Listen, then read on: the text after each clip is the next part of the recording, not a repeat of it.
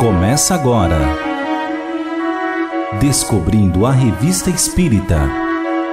Os fatos, os fenômenos, as análises que auxiliaram Allan Kardec a consolidar os alicerces do Espiritismo. Descobrindo a Revista Espírita. Pesquisa e apresentação, Luiz Armando de Freitas Ferreira. Entre os temas tratados na Revista Espírita de setembro de 1864, inclui-se interessante análise na seção Estudos Morais. Relata Kardec. Notícia de 29 de julho de 1864, procedente de Brunswick, situada na América do Norte britânica, dá conta que uma camponesa dos arredores de Luther acaba de dar à luz a uma criança com todas as aparências de um macaco, pois o corpo é quase inteiramente coberto de pelos negros e em tufos, e nem o rosto está isento dessa estranha anomalia. Casada há 12 anos e, posto que admiravelmente conformada, essa infeliz senhora ainda não deu à luz um só filho que não fosse atingido de enfermidades mais ou menos horríveis. Sua filha mais velha, de 10 anos, completamente corcunda, e o rosto parece copiado, traço por traço, de polichinelo. Segundo filho é um garoto de 7 anos, tem as pernas aleijadas. A terceira, que vai completar 5 anos, é surda-muda e idiota.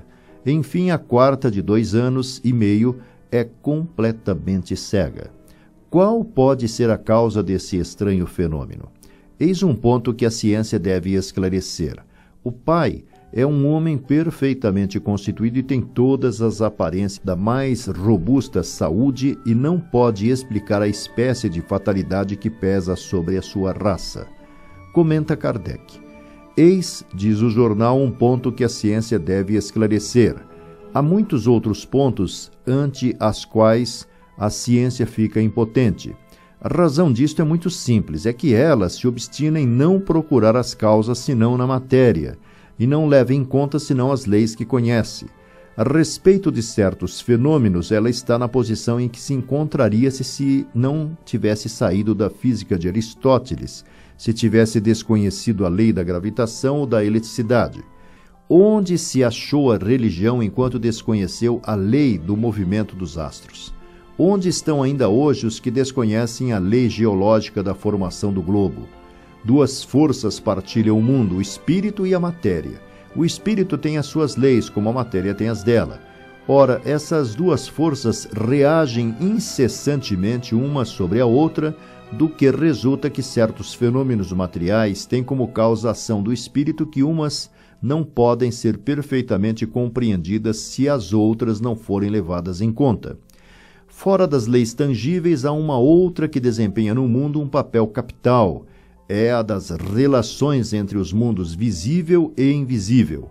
Quando a lei reconhecer a existência dessa lei, aí encontrará a solução de uma infinidade de problemas contra os quais se choca inutilmente. As aberrações físicas, como todas as informações congênitas, sem dúvida tem uma causa fisiológica, que é do campo da ciência material.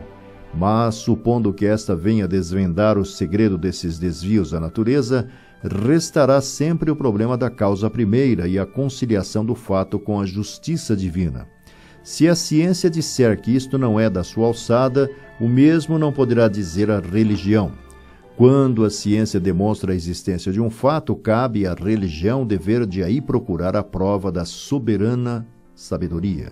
Jamais sondou ela, do ponto de vista da divina equidade, o mistério dessas existências anormais, dessas fatalidades que parecem perseguir certas famílias sem causas atuais conhecidas? Não, porque ela sente sua impotência e apavora-se com essas questões terríveis por seus dogmas absolutos. Até hoje tinham aceito o fato sem ir mais longe, mas hoje pensam, refletem, querem saber, interrogam a ciência, que procura nas fibras e fica muda. Interrogam a religião, que responde, mistério impenetrável. Então o Espiritismo vem rasgar esse mistério e dele fazer sair a deslumbrante justiça de Deus. ele prova que essas almas deserdadas desde o nascimento neste mundo já viviam e espiam em corpos disformes suas vidas passadas. Demonstra a observação e a razão, diz, porque não se poderia admitir que sejam castigadas ao sair das mãos do Criador, quando ainda nada fizeram. Bem, dirão, para o ser que assim nasce, mas e os pais?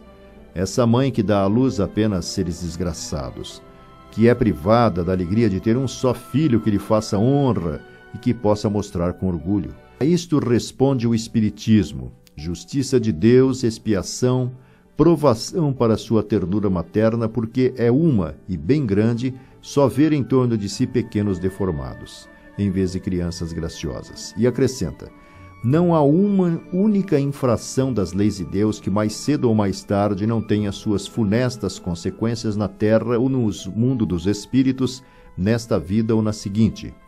Pela mesma razão, não há uma só vicissitude da vida que não seja consequência e punição de uma falta passada, e que assim será para cada um enquanto não se tiver arrependido, expiado e reparado o mal praticado.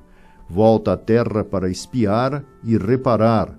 Deve melhorar-se bastante aqui para não voltar mais condenado. Muitas vezes Deus se serve do que é punido para punir outros. É assim que os espíritos dessas crianças, como punição, devendo encarnar-se em corpos disformes, malgrado seu, são instrumentos de expiação para a mãe que os deu à luz. Essa justiça distribuída, proporcionada à duração do mal, vale bem a das penas eternas, irremissíveis, que fecham a todos e para sempre a via do arrependimento e da reparação. O fato foi lido na reunião da Sociedade Espírita de Paris de 29 de julho de 1864 como assunto de estudo filosófico, e um espírito deu a seguinte explicação: se pudesseis ver os dispositivos ocultos que movem nosso mundo, compreenderíeis como tudo se encadeia, desde as menores às coisas maiores.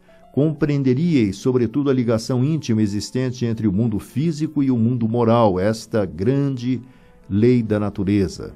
Veríeis a multidão de inteligências que presidem a todos os fatos e os utilizam para que sirvam à realização dos desígnios do Criador. Suponde-vos um instante ante uma colmeia cujas abelhas fossem invisíveis.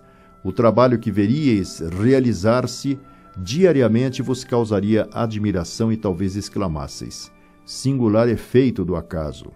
Então, realmente estáis em presença de um ateliê imenso, conduzido por inumeráveis legiões de operários, para vós invisíveis, dos quais uns são trabalhadores manuais, que obedecem e executam, ao passo que outros comandam e dirigem, cada um na esfera de atividade proporcional ao seu desenvolvimento e ao seu adiantamento, e assim, pouco a pouco, até a vontade suprema, que tudo impulsiona. Assim se explica a ação da divindade nos mínimos detalhes.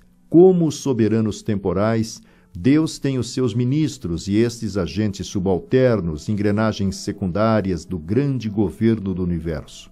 Se num país bem administrado a última cabana sente os efeitos da sabedoria e da solicitude do chefe de Estado, como não deve ser a infinita sabedoria do Altíssimo estender-se aos menores detalhes da criação? Não creais, pois, que essa mulher, de que acabais de falar, seja vítima do acaso ou de uma cega fatalidade. Não. O que lhe acontece tem sua razão de ser, ficai bem convencidos. Ela é castigada no seu orgulho, desprezou os fracos e os enfermos, foi dura para com os seres infelizes dos quais desviava o olhar com desgosto em vez de os abarcar com um olhar de comiseração. Envaideceu-se da beleza física dos filhos à custa de mães menos favorecidas. Mostrava-os com orgulho, porque a seus olhos a beleza do corpo valia mais do que a da alma. Assim, neles desenvolveu vícios que lhes retardam o avanço em vez de desenvolver as qualidades do coração. Por isso, Deus permitiu que em sua existência atual só tivesse filhos disformes para que a ternura materna a ajudasse a vencer sua repugnância pelos infelizes. Nessa mesma punição brilham, ao mesmo tempo, a justiça e a bondade de Deus, que castiga com uma mão e com a outra incessantemente dá ao culpado os meios de se redimir.